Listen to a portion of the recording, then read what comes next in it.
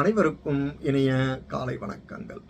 இன்றைய சிந்தனை துளிகளிலே நாம் பார்க்க இருப்பது, இயற்கை தன்னை தசை என்று சொல்வதில்லை, இறைவனும் தன்னை துதி என்று ஒருபோதும் வேண்டுவதில்லை. நாம் தான் அனுபவம் மூலம் இன்பத்தை உணர வேண்டும். பிறப்பு, இறப்பு, பாவம், புண்ணியம் என்று இருப்பதால் தான் மனிதனின் ஒவ்வொரு செயலும் கவனத்தோடு செய்ய வேண்டியுள்ளது.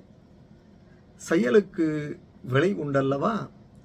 இறைவன் மீது முழு நம்பிக்கை வைப்பவர்களை இறைவன் என்றும் கைவிடுவதில்லை.